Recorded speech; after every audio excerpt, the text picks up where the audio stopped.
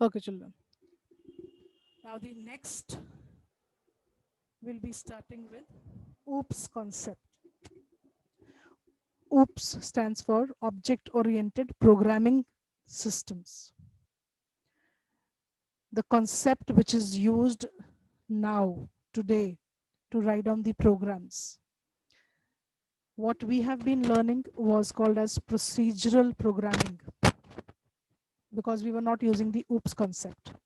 So we'll be learning all these concepts here. I am just going to explain you each one of the concept. Then we'll go detail into the concepts. So let us first understand what was procedural programming earlier. This is what we used to do. There was some data. Just imagine the program children. Int AB लिखा आपने, global data है, ठीक है. उसके नीचे आप A B को add कर रहे हैं, c is equal to a plus b print कर रहे हैं और बाहर निकल रहे हैं. मैक्सिमम आपने एक फंक्शन बना दिया है and through that function you are taking the values और उस फंक्शन का अपना लोकल डेटा होगा. ठीक है. This is what we were doing in procedural programming. Main program है, ज्यादा से ज्यादा व्हाट वी डिड वाज एक प्रोग्राम को फंक्शंस में डिवाइड कर दिया था and we were handling the functions. But if you notice here, our main emphasis is on functions. Functions are what? Procedures. ठीक है. तो प्रोसीजरल ओरिएंटेड प्रोग्रामिंग में हमारा जो एम्फेसिस है वो प्रोसीजर पे है. काम कैसे होता है. But in oops the emphasis is on data, not on procedure. OOPS has been basically developed so that our data is secure. We do not let loose the data which can be accessible to any of the function without permission. Now, just look at the diagram here. Can you see the communication between the objects that I've written, object A, object B, object C? The communication is done only via functions. Data is not traveling anywhere. Data is inside. We have kept it secure. We are not allowing the data to be traveling from any of the object to any other object. So here the emphasis is on data. And as we can see here, in this type of programming, we divide the program is decomposed into these entities called as objects. What do you mean by the word entity? Entity is anything that has space, that occupies space, is called as an entity. It will have certain characteristics which are called as attributes, and it will have certain behaviors which will be called as methods or functions. So these are the terms that we should know about the object. Okay. Now, in procedural programming, we had large programs which were divided. We tried to divide those large programs into smaller programs with the help of functions. Whereas in object oriented, we have divided the program into completely a secure entity called as object. And all these points that we are will be talking about now, they'll be discussed. Data is not hidden. We saw in the program in the slide first, global data, it is traveling everywhere. Here the data is hidden. We saw that data cannot travel anywhere. Third point is very important. You should know it follows the top-down approach, and object-oriented OOPS follows the bottom-up approach. This point will be elaborated and explained later when we start doing the programs. Okay. Here the data can communicate, and in object oriented we saw that data cannot communicate at all. It's only functions which communicate. And as I told you here, emphasis is on procedure, whereas here the emphasis is on data. These are very, very important points that you should know about procedural programming and object oriented programming. Now let us come to the following the basic concepts of OOPS. The first concept we need to know, what do we mean by the word object? Object, I told you, is an entity. An entity is anything real world object, also which has attributes and behaviors. Okay. Objects we can see as these examples as the objects. Anything can be called as an object, and whatever you call as an object will have attributes and behavior. Attribute means what is the length of this table, what is the color of this table, what is the width of this table. These are all its attributes. Okay. Behavior, what does this help us in doing? Okay. Fan, motorbike, pen, and all these have attributes. That means their characteristics. How can they be defined? They can be described by certain things, by the color, their length, breadth, height, anything. Breed, as here the example of dog. So these are the attributes and behaviors, what all things that particular object does. So we are talking about here two examples, dog and bank account. So one living example and one non-living example we've taken. Bank account has an attribute, which is an account number, the name of the owner, what balance he has, what kind of account he has. Okay. Behaviors, what kind of withdrawal, how much withdrawal, deposit, and everything. And this marks the definition of an object. That object is an instance of the class. So here my next term that we have to define is, what do you mean by the word class? Objects can be made user defined data types with the help of a class. Now when I say int var, var is a variable and int is its data type, which is a built-in data type. Class is a user defined data type. इससे पहले हमने ये concept देखा ही नहीं है. We do not have any user defined data type. We've not studied, isn't it? So here what we mean is a class is a collection of objects. Object क्या था? Instance of a class. And class is a collection of objects that have identical properties, common behavior, and shared relationship. For example, planets, sun, moon. They're all member of the class solar system. So solar system will be considered as a class. And what are the members of that class? Planet, sun, moon. Okay. We'll see some more examples. Vehicle is a class. We can call car also as a class, a truck also as a class, or a cart also as a class vehicle. So vehicle is a class which can have many objects. All right. Similarly here, all these are students, and these students belong to a class student. They will be having their attributes as name and roll number, and furthermore, and these will be the behaviors. That means the method or the function. Okay.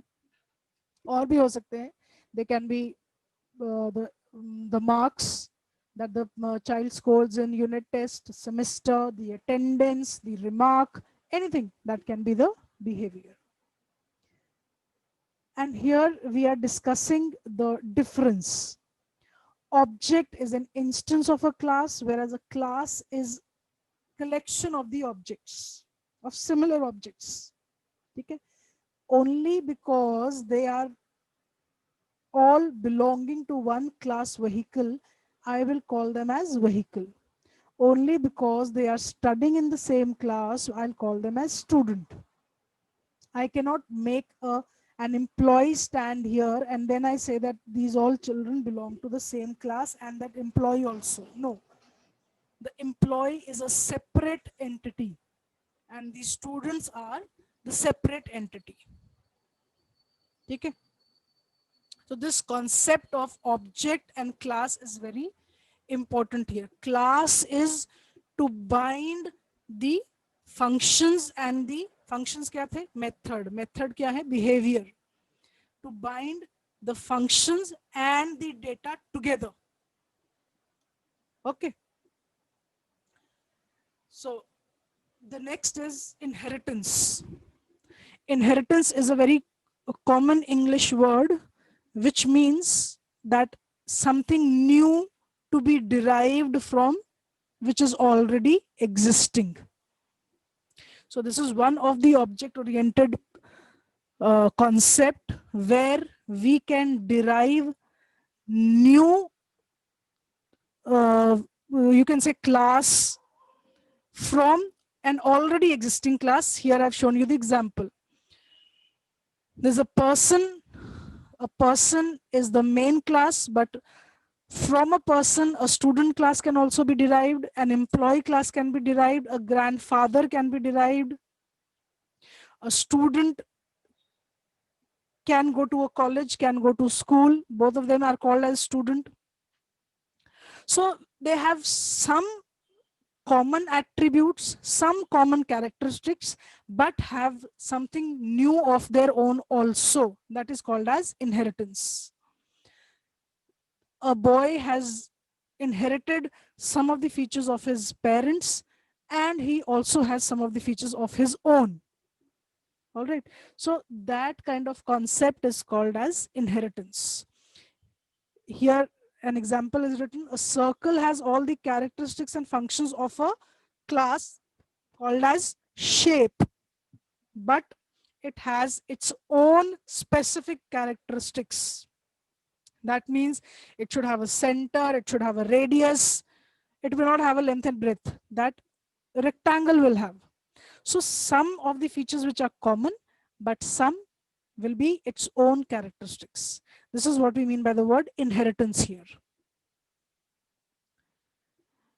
Next concept is polymorphism. You divide this word, poly means many, morph means forms. So when you have many forms of one particular object, we can say that we're talking about polymorphism.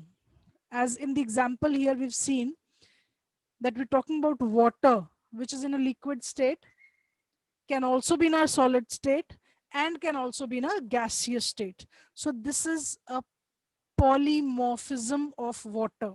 It can exist in many states. This button is used same for on and off of the computer. So it is used for many forms, is in as many forms. Human behavior can be angry, can be sad, can be happy. One human, but can be in many forms. So these are the real-time examples of polymorphism. But if you see polymorphism, again, shape, but it can be a circle, you can talk about a square, you can talk about triangle, you can talk about rhombus, but all of them are, we're talking about shapes. Okay. So when you have different forms and it has the ability wherein it is taking more than one form, is known as polymorphism. ठीक है. Next is children, data abstraction. The word abstract means in English which cannot be seen. So here also data abstraction refers that I do not show the details of the background, but only the essential features are displayed. We'll see the examples. Only essential information to the outside world is provided. Like you press any key from the keyboard. Okay. What happens? The character appears on the screen that you have pressed. But how has that happened? The character J that you pressed appeared as J on the screen. How has that happened? That has happened because in the CPU, in the memory of the computer, J gets transformed into the binary form. From the binary form, it gets displayed as J because it has to be displayed in the form that we have given you. It cannot be displayed in the binary form. So what has happened? It only shows that this is what you had typed. It did not show me that how did it all happen. So hiding that is called as abstraction. For example, a calculator. A calculator requires the battery. We all know. Okay, it requires a battery. But how does that battery module work? Do we know? No, we don't know because it's not important for us. We just type in the numbers, we calculate, and that's it. Battery gets over, we put in a new battery. But battery कैसे चलती है calculator में? This we do not know. So the internal things which are not required to the outer world to be known, that is called as data abstraction. So देखो, अगर without abstraction होगा, आप कुछ बनाओगे तो ये ऐसे बन जाएगा. और अगर एब्स्ट्रैक्शन यूज कर रहे हैं, दैट मीन्स वो दिखा रहे हैं आपको, so what all it is happening will be shown here. We do not want this. We want this, isn't it?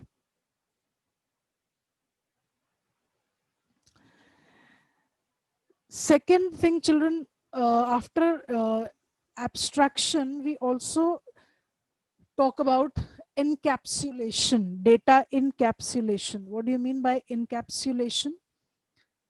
It is that it is like a capsule. If you can see here, it is a capsule where we're talking about procedure and data. The doctor usually gives a capsule to eat. The capsule, when opened, is having the medicine in crystals form, isn't it? And we do not know anything about that, those medicines. It's a mixture of maybe 10 medicines, maybe 5 medicines. We do not know.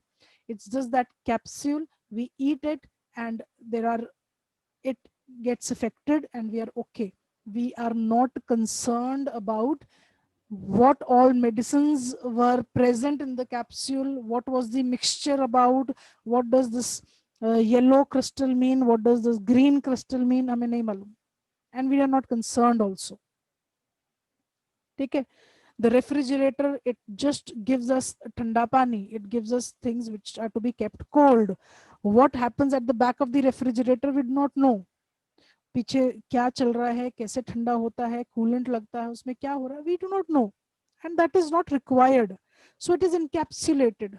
What is required is the interface, the front of the refrigerator. We open the door, we just look at that. इसके कितने doors हैं, अंदर कितनी जगह है, we look at that. We do not look at the back of the refrigerator, the working of the refrigerator, isn't it?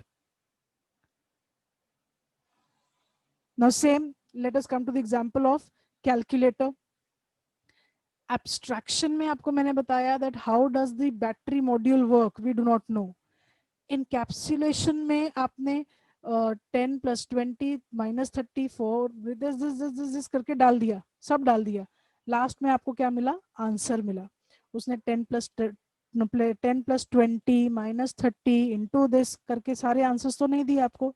It gave you one last answer after calculating the result. So that is encapsulated because you do not require the complete information. Okay. So encapsulation is wrapping up of the data and functions together into a single unit, which is called as a class. ठीक है, उसको rap कर दिया और हमें सिर्फ class के बारे में पता है. That is called as encapsulation, and keeping this data safe inside the class is called as data hiding. And C++ is one language which uses the OOPS concept. Okay. All these concepts are very, very important, children. So here, a capsule with these crystals, as I told you, capsule can be considered as a class, and the two parts of the capsule can be considered as the method or the functions and variables. Okay. So here, three things that we had talked about: abstraction, encapsulation, and data hiding. Creating class with appropriate functionality which hide the unnecessary details. We do not want to know about those details. Implementation is encapsulated by interface, and the only way to get to the implementation legally is through the interface. Refrigerator का example ले लो, interface is important, उसकी implementation कैसे हो रही है हमें नहीं पता, isn't it? कैप्सूल बाहर से दिख रहा है, अंदर उसकी कितनी दवाई है हमें नहीं मालूम. So interface is required here, and the hidden data from the user. Thank you, children.